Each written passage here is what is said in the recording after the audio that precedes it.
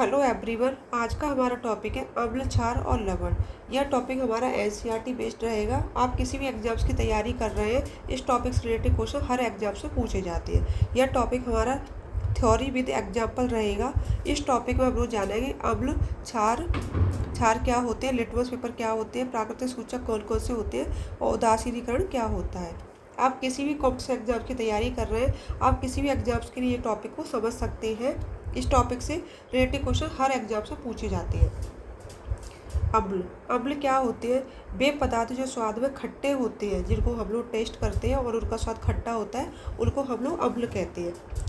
और जिसका पीएच मान, और इसको प्रॉपर केमिकली चेक करना चाहते हैं कि अम्ल है, तो जिन पदार्थों का पीएच मान 7 से कम होता है वो भी अम्ल होते हैं। कुछ पदार्थ ऐसे होते हैं जिनको हम लोग स्वाद से मुँह से चेक कर सकते हैं, लेकिन कुछ पदार्थ ऐसे होते हैं जिनको हम लोग अपनी जीभ से चेक नहीं कर सकते, तो उनका हम लोग पीएच मान चेक करते हैं। पीएच मान को चेक करने के काफ़ी तरीके होते हैं कि आप लिटमस पेपर से किसी पदार्थ का पीएच मान चेक कर सकते हो, या फिर मतलब कुछ इंडिकेटर्स, या फिर आप पीएच मीटर से भी किसी भी पदार्थ का पीएच मान चेक कर सकते हो। वैसे जो पीएच मीटर जो होता है, पीएच मीटर आता है, इस मीटर, इससे आप प्रोफेशनली किसी पदार्थ का पीएच मान चेक कर सकते हो। इससे एक्यूरेट उस पदार्थ का पीएच मान निकल के आता है, जिससे हमें पता चलता है ये पदार्थ अम्ल है या क्षार है।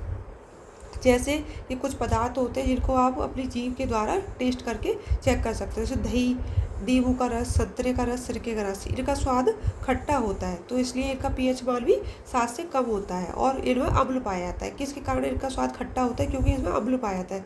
ऐसे पदार्थ, इन पदार्थों की क्या होती है, रासायनिक जो प्रकृति होती है वो अम्लीय होती है। एसिड शब्द की जो उत्पत्ति है लैटिन भाषा के एसिड शब्द से हुई है, जिसका अर्थ क्या होता है, खट्टा। एसियर से ही एसिड शब्द बना है। इन पदार्थों में पाए जाने वाले अम्ल प्राकृतिक अम्ल होते हैं। प्राकृतिक अम्ल कौन से होते हैं? ये सबसे ज़्यादा क्वेश्चंस, इसमें से सबसे ज़्यादा क्वेश्चंस एग्जाम्स में पूछे जाते हैं। जैसे सिरका में कौन सा अम्ल पाया जाता है? एसिटिक अम्ल पाया जाता है। चींटी के डंक में कौन सा अम्ल पाया जाता है? फार्मिक अम्ल पाया जाता है। नींबू कुल के फल जैसे संतरा और नींबू में कौन सा अम्ल पाया जाता है? साइट्रिक अम्ल पाया जाता है। दही में कौन सा अम्ल पाया जाता है? लैक्टिक अम्ल पाया जाता है। पालक और टमाटर में कौन सा पाया जाता है? ऑक्जेलिक अम्ल पाया जाता है। विटामिन सी, आंवला और सिट्रिक फल में एस्कॉर्बिक अम्ल पाया जाता है।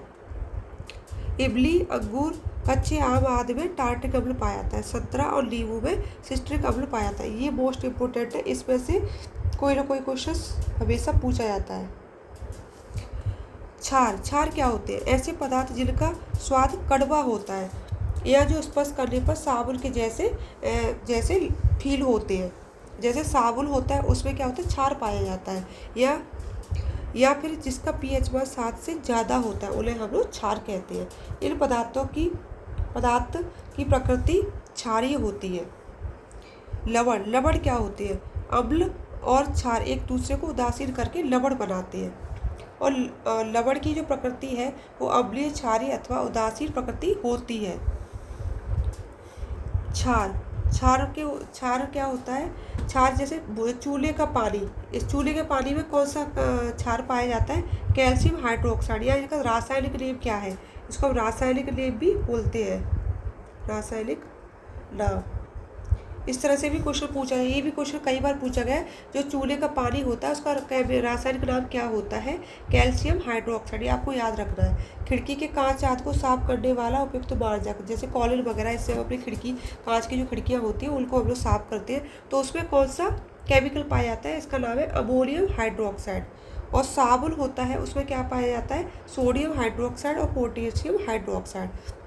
दूध या मैग्नीशियम, मिल्क और मैग्नीशियम। ये मोस्ट इम्पोर्टेंट है, ये सबसे ज़्यादा क्वेश्चन पूछा जाता है। ये वाला क्वेश्चन बहुत ज़्यादा एग्जाम से पूछा गया है। जो दूध या मैग्नीशियम होता है उसका रासायनिक नेम होता है मैग्नीशियम हाइड्रोक्साइड। सूचक, इंडिकेटर्स क्या होते हैं? जैसे हमें पता चलता है कि पदार्थ अम्लीय है या क्षारीय है। ऐसे पदार्थों का विलयन जो अम्लीय, क्षारीय और उदासीन विलयन में अलग अलग रंग देता है, उन्हें हम लोग सूचक कहते हैं। कुछ पदार्थ ऐसे होते हैं जब उनको हम अम्ल में मिलाते हैं तो वो अलग कलर देते हैं, क्षार में जब उसको मिलाते हैं तो वो अलग कलर देते हैं, उदासीन विलयन में डालते हैं तो अलग कलर देते हैं। तो ये सूचक होते हैं, इनके द्वारा हमें पता चलता है पदार्थ अम्लीय है या क्षारीय है, उदासीन है। सूचक का उपयोग पदार्थ की पहचान करने के लिए उपयोग किया जाता है। सूचकों को जब अम्लीय अथवा क्षारीय पदार्थ युक्त विलयन में मिलाया जाता है तो उनका रंग बदल जाता है। ये 3 प्रकार के होते हैं सूचक। कुछ तो होते हैं प्राकृतिक सूचक, कुछ होते हैं मानव निर्मित जो मनुष्य के द्वारा बनाए जाते हैं, कुछ होते हैं गंधीय सूचक जिसमें से स्मेल निकलती है। तो प्राकृतिक सूचक क्या होते हैं, जैसे हल्दी। ये आपने देखा होगा, अगर आपके कपड़ों में कभी हल्दी का धब्बा लग जाता है, जब हम उसको धोते हैं, साबुन लगाते हैं, तो वो एकदम रेड हो जाती है। तो इससे हमें पता चल जाता है कि हल्दी में क्या पाया जाता है, क्षार होता है। लिटमस पेपर है, लिटमस पेपर के द्वारा ये भी एक सूचक होता है। गुड़हल की पत्ती है, इससे ये भी एक सूचक होता है। इससे हम पता करते हैं इस पदार्थ के अंदर क्या क्या है। कुछ मानव निर्मित सूचक भी होते हैं, इसे हम सिंथेटिक इंडिकेटर भी बोलते हैं। कुछ ऐसे पदार्थ होते हैं जिनकी गंध अम्लीय या फिर क्षारीय माध्यम में अलग अलग होती है। इसके द्वारा भी उस पदार्थ की प्रकृति के बारे में पता लगाया जा सकता है।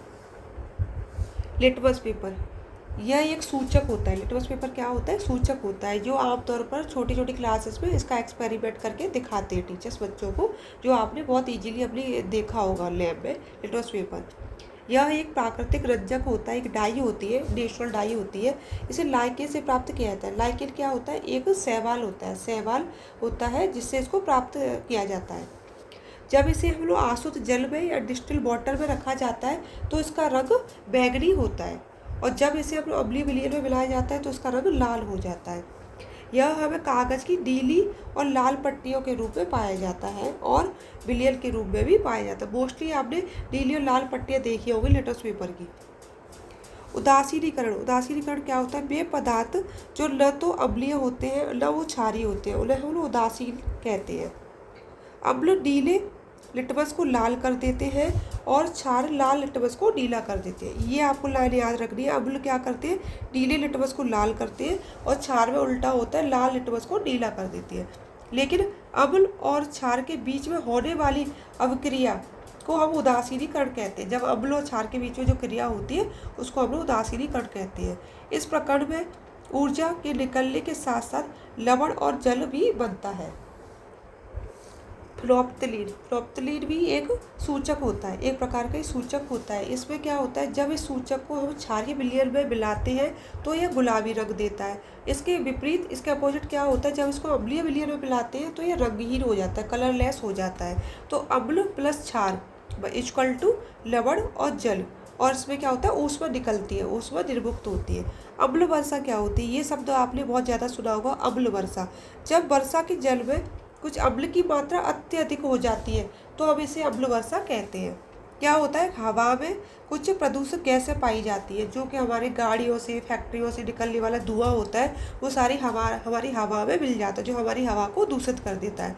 तो कुछ प्रदूषक गैसें कौन कौन सी होती है, कार्बन डाइऑक्साइड, सल्फर डाइऑक्साइड और नाइट्रोजन डाइऑक्साइड गैसें पाई जाती है। अब ये गैसें वर्षा के जल में घुलकर क्या बन जाती है, कार्बोनिक अम्ल, सल्फ्यूरिक अम्ल और नाइट्रोजन अम्ल बनाती है।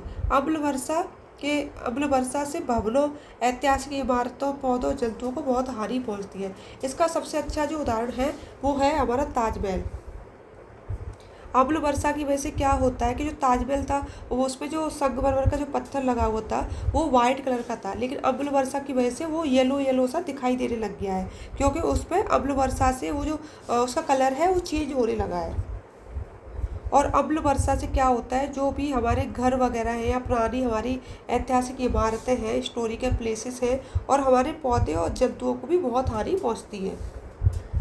उदासीनीकरण के उदाहरण, उदासीनीकरण के क्या उदाहरण होते हैं, फर्स्ट उदाहरण होता है अपाचन। अपाचन होता है मतलब अच्छे से डाइजेशन नहीं होना, किसी चीज़ का अच्छे से पाचन नहीं होना।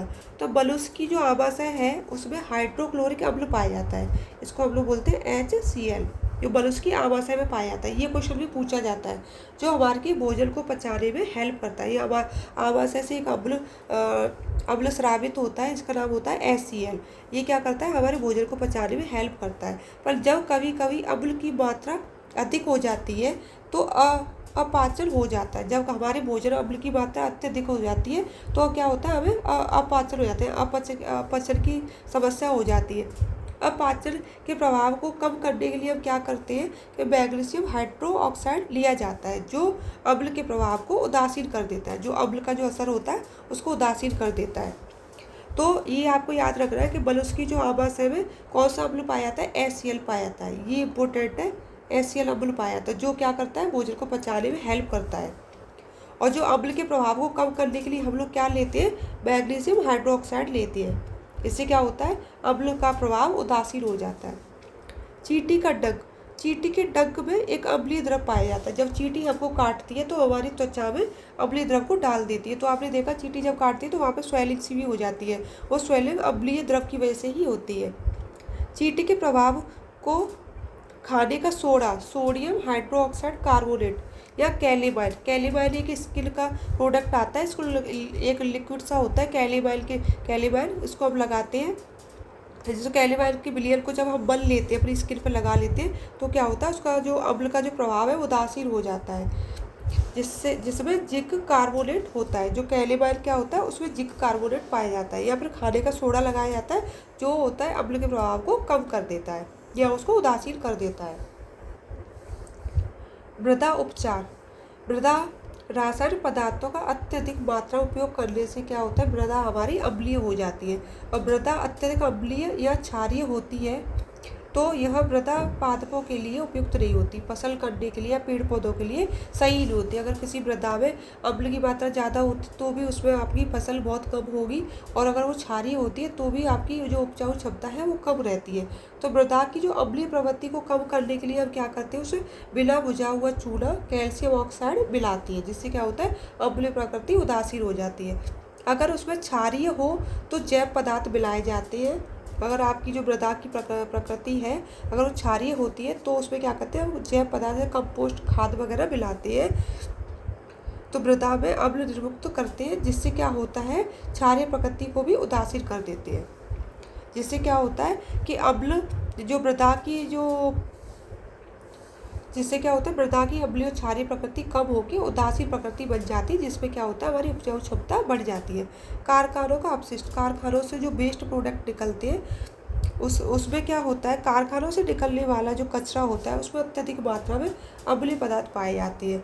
और यह अपशिष्ट को जब सीधा नदियों में या जलाशयों में बहाने से क्या होता है, इसमें पाए जाने वाले अम्ल मछली और जो जलीय जीव, जो जल में पाए जाते हैं जलीय जीव, उनको नष्ट कर देते हैं, उनके लिए बहुत ही हानिकारक होते हैं। इस कचरे को क्षारीय पदार्थ मिलाकर उसे उदासीन किया जाता है।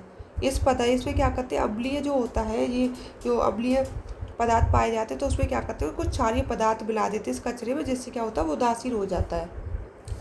सूचक अम्ल और क्षारक, लिटमस पेपर को जब अम्ल में डाला जाता है तो नीले से वो लाल हो जाता है, उसके अपोजिट क्या होता है, लाल से वो नीला हो जाता है। जब क्षार में मिलाया जाता है तो लाल से नीला हो जाता है। चाइना रोज, इसके ऊपर ये क्वेश्चन बहुत ज़्यादा पूछा जाता है, इम्पोर्टेंट है। इसमें क्या होता है, जब उसको अम्ल में मिलाते हैं तो मेजेंटा से डार्क पिंक हो जाता है और क्षार में ग्रीन हो जाता है।